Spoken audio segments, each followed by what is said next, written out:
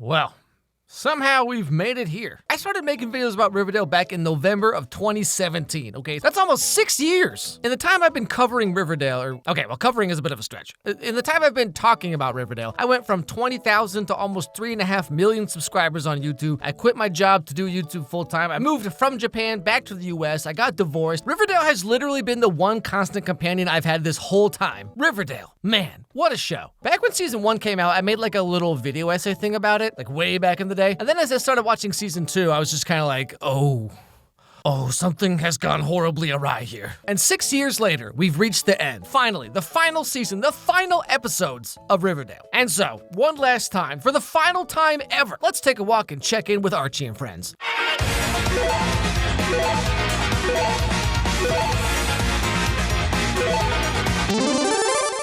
Okay, so one thing has ended up leading to another, and long story short, Archie's been hanging out with Twyla Twist, remember who that is, and ended up losing his V-card, and for some mysterious reason, he wants to keep doing it with her? What's wrong with teenagers these days? I was hoping that maybe we could see each other again. Oh, yeah, I remember you now. Well, you got it wrong, Red. You see, Twyla's happy to help a fella out of a rut. She doesn't do long term, especially not with puppy dogs. So he does the next best thing and decides to go after Miss Grundy with all the mad poetry skills you'd expect from a 17-year-old Archie Andrews. A young man seeking an education. A teacher's pupil brings her apples and sinful thoughts with which he grapples. While she teaches, he sits through classes, wondering how she looks without those glasses. To be fair, this is about the caliber of poetry I was also writing for girls in my high school, you know, because I was really cool back then. You have a face and it's good. Your hair's like the kind of hair I like. And even though everyone says your eyes are too far apart, I don't think that's true at all. She'll definitely go to prom with me for sure. Anyway, so Miss Grundy takes it about as well as you'd expect. We need to switch gears. Love poems are all well and good. Anything you want, Mrs. Grundy. I want you to write about pain. Physical pain, emotional pain, psychological pain. Oh, you mean like when I wake up and I got the old morning glory going on and then I have to try and pee, but like I gotta do like a Cirque du Soleil pose while I push it down and then it kind of hurts a little bit? Yes, Archie, that's exactly what I mean. So one constant through line throughout the season is that Archie's uncle has been getting really upset about the fact that Archie writes poems. Like, this is just like the worst thing he can possibly imagine. So Uncle Frank wants him to join the army like his dad was in. But ultimately, Archie decides to hop rails, aka hitchhike on trains, around the country just to see what happens. That this summer, I'm gonna ride the rails. I'm gonna be a vagabond rider. Hop trains, explore the country, sleep under the stars, and then write about my experiences wherever they may take me. And what's your mom going to say about that? My mom can't say diddly squat, because I'm doing this during summer vacation. Man, the 50s really were just like a totally different time. The fact that you could just like do this and everyone was like, oh, okay, sure, yeah, right, that's a totally normal thing to do.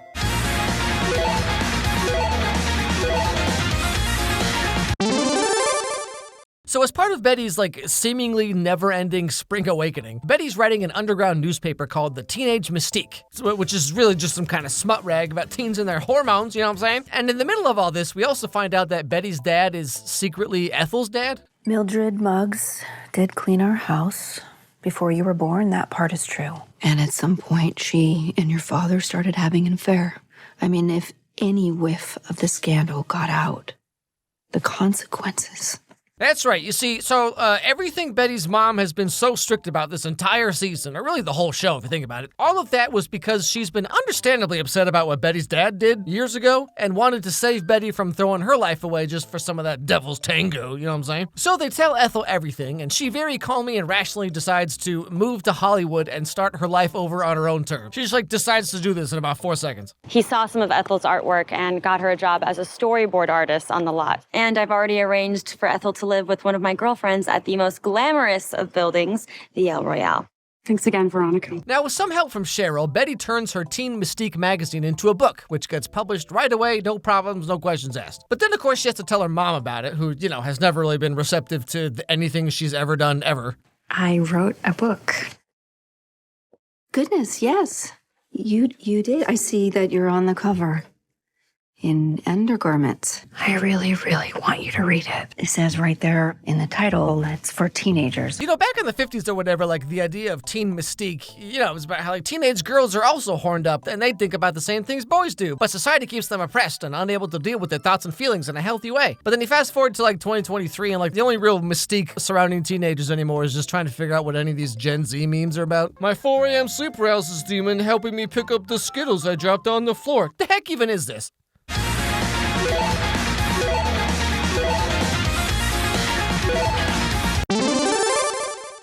Now, one day, gigantic famed superstar Josie McCoy comes to town to screen her new movie. Now, Veronica steps in to help since she owns a movie theater and, like, her parents have connections in the biz, you know what I'm saying? A movie musical I wrote, directed, produced, and starred in, but I need to know how it plays out in front of a real audience, far away from the prying eyes of my partners at Pasadena Pictures. I don't need a bunch of starched suits mucking things up and second-guessing my every creative choice. Yeah, you know, that always sounds like a good idea, but, like, with the rise of all the streaming platforms and stuff we have nowadays, like, we've gotten a lot more examples of people being given, like, a little too much freedom and with the creativity, you know what I'm saying? And, like, this gave us, like, The Witcher on Netflix or, like, the Snyder Cut and a bunch of other examples, but, like, I'm just saying, overbearing executives have never made anything better, but, like, sometimes that's not the only problem. But anyway, long story short, they decide to premiere the movie in Riverdale and invite a bunch of critics and old-timey influencers to watch it. Now, Josie, you know these critics, but I may have greased his wheels a bit and gotten a taste of what he's going to publish in the journal. Stop the presses.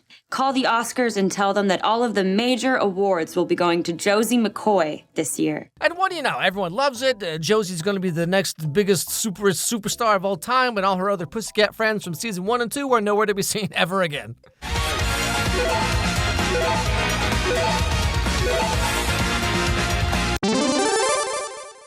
So one day, Cheryl and her brother are heading off to school, as they do sometimes, and their dad just randomly has something to show them for, like, no reason. What godforsaken creature is that? This is Moloch, Cheryl, an ancient pagan deity who can only be appeased through child sacrifice.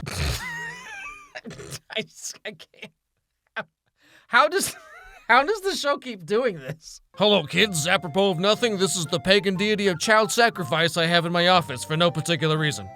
Yeah, good morning to you too, Dad. That's the 4th time this week he's done that. Now, another day, I think, some guy from Cheryl's dad's maple factory is found with, like, his skin melting off, as maple syrup is known to do. And of course, naturally, Jughead wants to investigate whatever's going on here, and he finds out that the maple factory is actually a front for Cheryl's dad's palladium mine, which, as we've learned from earlier seasons, is actually this very volatile, magical superpower super substance or whatever. And then this happens. Shugotova. Projekt Malak почти завершен. Представь, как нас будут встречать. Когда мы вернемся на родину, триумфанно, как героев, начальство будет довольно. Они обещали мне встречу с вашим правительством. Yeah, sure.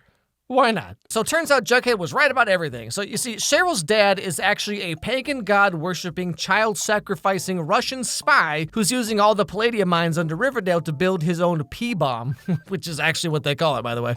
Over the coming days, the world would learn about the American capitalist seduced by the Soviet sleeper agent. Operation Project Moloch was to have been the next leg of the arms race. From the A-bomb to the H-bomb to the P-bomb. And then somehow transport that to the Russians or something. So she and Jughead called the FBI to shut down whatever the heck is going on here, and the great mystery of the murders around town and Jughead's author friend, Ethel's parents, everything all makes perfect sense now. When, in fact, his plan had been to develop the P-bomb in Riverdale and then deliver it to Mother Russia. The FBI and the U.S. Army were credited with foiling the plot against America, which was fine by me, as I was busy putting the rest of the pieces together. Yep, I have no further questions, mainly because I just don't care anymore, you know? I mean, do what you gotta do, Riverdale. Let it all out. Russian spies, secret twin clones, maple syrup bombs. Let's go! I'm ready for everything.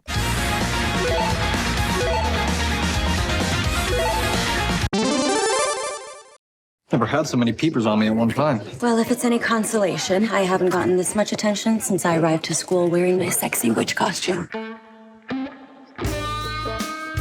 Sexy witch costume? Jughead Jones.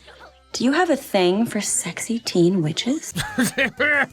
I really don't think you should answer that question, Jughead. So Jughead and Veronica are dating again, and this inspires Jughead to create the Veronica the Teenage Witch comic to try and shake things up at the old publisher that he works at. But mostly she's a high school student. She goes to class, does her homework, gets into romantic trouble. Good old-fashioned, wholesome, vampy, campy fun. They hear the word witch. They're going to be going for the pitchforks, you know? Teenage witch? No, I'm not saying we ditch the concept. I'm just saying, I don't know, make her a half-witch. Yeah, come on, Jughead, what are you thinking? You can't just make her a witch like that. It's too dark and scary for American audiences. Now, we gotta make her more palatable. Let's make her a half-witch. You know, kind of like what Netflix does for all their black characters. So due to all the pressures of the satanic panic going around, which turns out comes back every like 5 years, you know, because there's nothing more scary to American adults than kids having fun. I mean, back when I was in like elementary school / middle school, like parents were getting all flipped out about kids bringing rubber bands to school. So like, whenever people have kids, like, I don't know, man, they all just get some kind of brain damage. And so Jughead changes her to Sabrina the Teenage Witch, which is infinitely more marketable for some reason. And right when this is all going on, guess what? Angel Tabitha shows up again. Finally, she's gonna make it all make sense, right, guys? Right? It's all gonna make sense now, right? I remember. That I sent you and everyone back to 1955, and that while you and all of your friends worked to make this timeline less dark and nihilistic and hopeless, I was trying to untangle the various timelines that had gotten jumbled. Shore up the multiverse, in other words. I may have spoken too soon. Now, long story short here, she says that she managed to put all the timelines back into one single timeline, but that means she can't send them back through time ever again, and they're just gonna be stuck here in the past for the rest of their lives. So Tabitha makes Jughead remember everything about everything, and then Jughead sits Archie down and basically just makes him watch all of the TV show of Riverdale in one sitting. Which, like, I can think of few things more horrifying than that. I thought it was your friend, Jughead. Although I'm willing to bet that a few years from now, while we're all sitting in our disaster bunkers eating our weekly allotted Amazon brand rations, you're gonna see a bunch of video essays on YouTube about how Riverdale is actually a genius show, actually. Yeah, so Archie boxing a grizzly bear was actually symbolic of the loss of innocence one experiences whenever they fight a bear. And you know, maybe they're right. Who knows? Now, eventually, all the main characters end up watching Riverdale, the show, and remembering everything. Like, you know, all these greatest hits. I dropped out in the 4th grade to run drugs to support my nana. That means you haven't known the triumphs and defeats, the epic highs and lows of high school football. And all this time, I thought you were a lover, not a fighter. I'm both. I've got layers.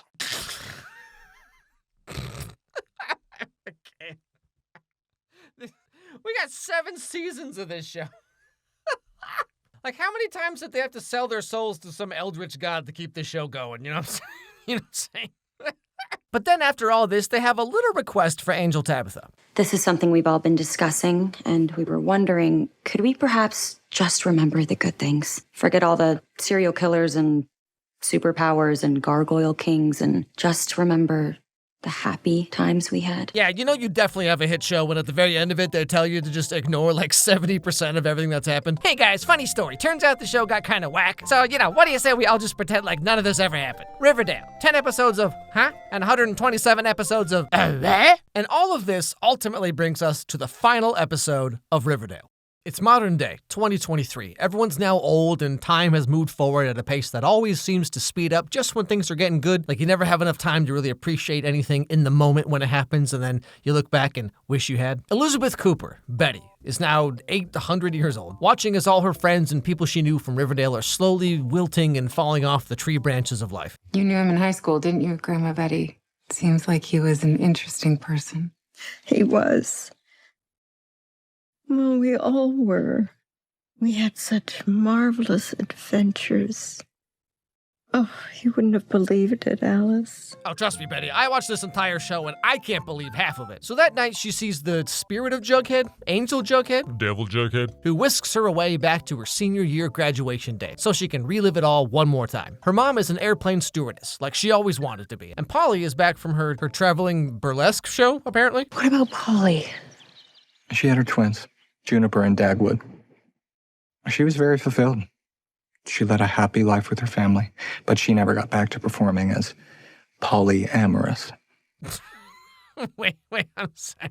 That was her stage name? Polyamorous? Really? It's like if you've ever played those Phoenix Wright attorney games and like the victims always have names like Deadman stabbed in the head. Anyway, Betty goes off to Riverdale High School, her final day before graduation. She gets to see all of her old friends one last time, walking the hallway with Veronica, getting yelled at by Cheryl for no particular reason. Now move along, Betty. There's a line behind you.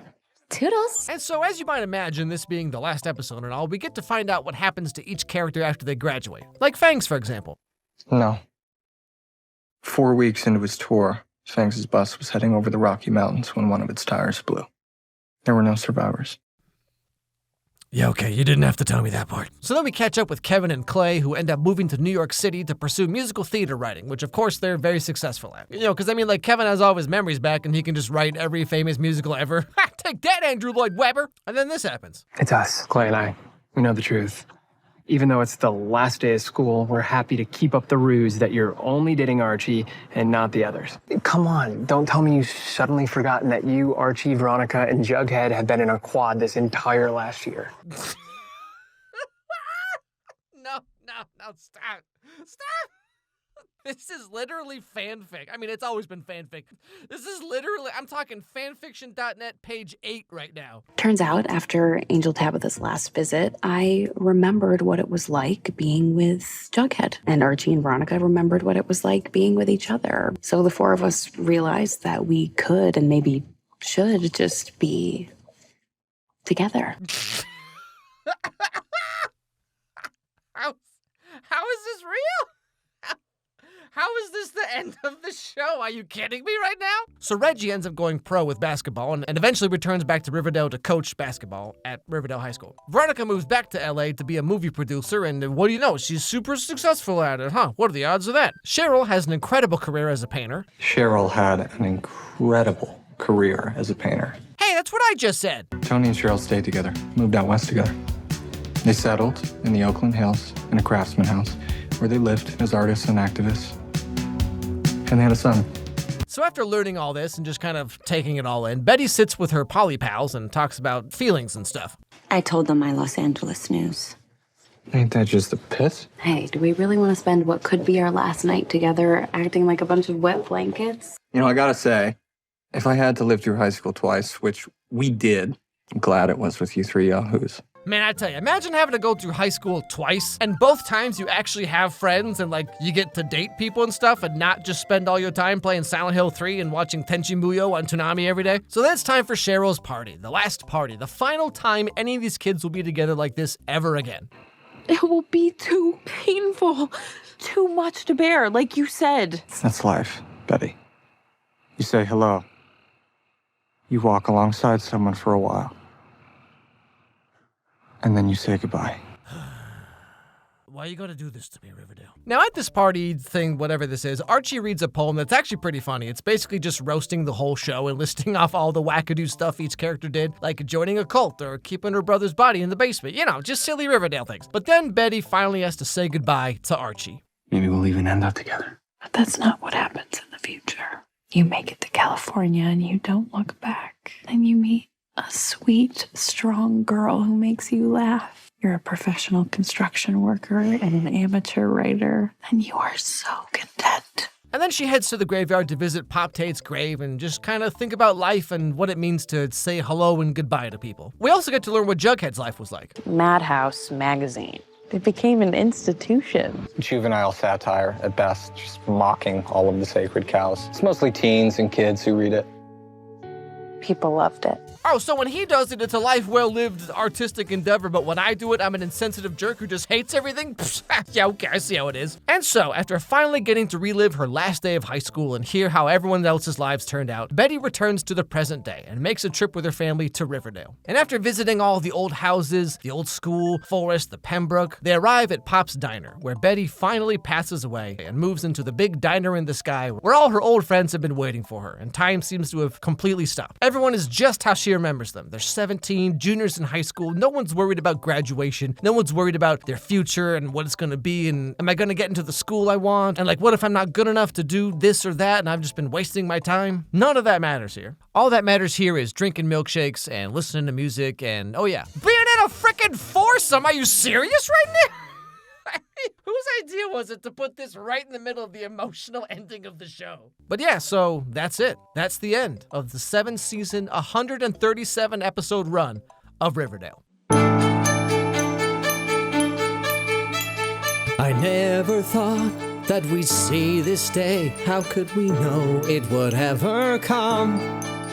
And now my fight is over. I've borne this cross for all these years. And now my recompense is finally done. It started out so brave. We solved a mystery. And through it all we lost all our sanity. But when you all gave up and could not carry on, just remember the abs and pecs lived on. When you realize you really have nothing to say, but you gotta fill 40 minutes anyway. Who cares about the story? I mean, hey, what the heck? Just take a look at all these abs and pecs. Remember that time when Archie's abs fought a grizzly bear? And now he takes his shirt off and there's barely a scar there.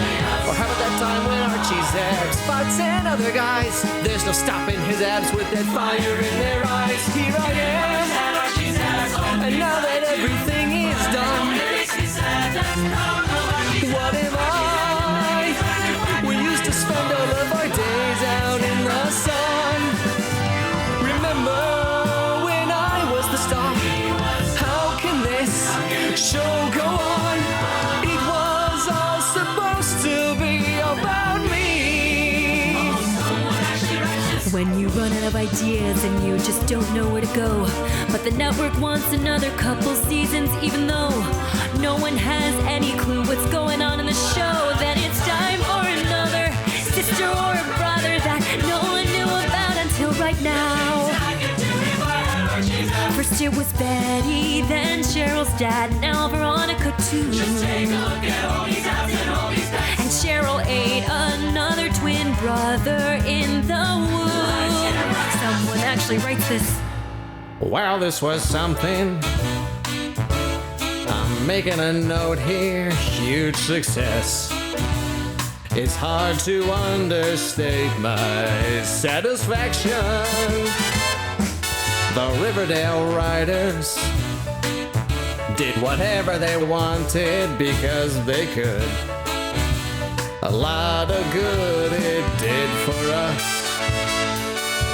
And yet I watched every week. Who could have guessed the show would end up like this? They've all got superpowers and everyone's a witch. Well, now it's done. This show was real dumb. And I still think Hiram's alive. Still alive. Though it's time to say goodbye, the legacy will live. And though it hurts, I sigh. For what more can I give? The curtain call is here. The final bow is near. Even after darkness comes, I will sing it hard and long. Just remember, the abs and pecs live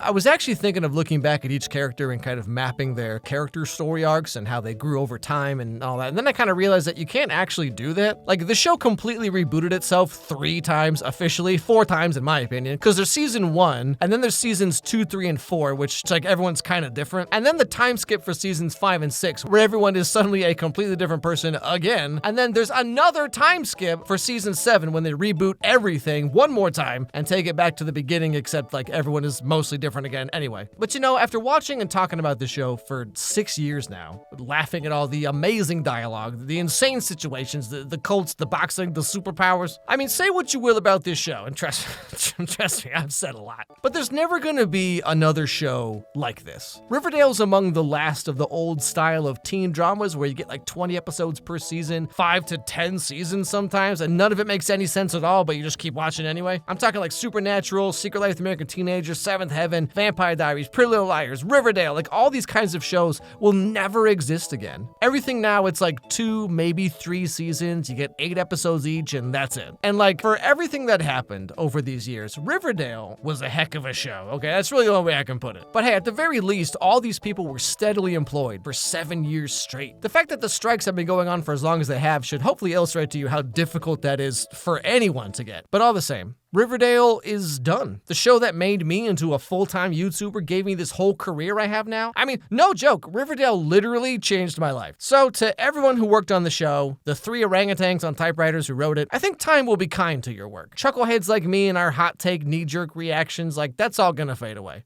And to all of you who have watched my Riverdale videos, maybe you watched just one, or maybe there's like, I don't know, 5 of you who've stuck with me the entire time. But regardless, to all of you, thank you for watching.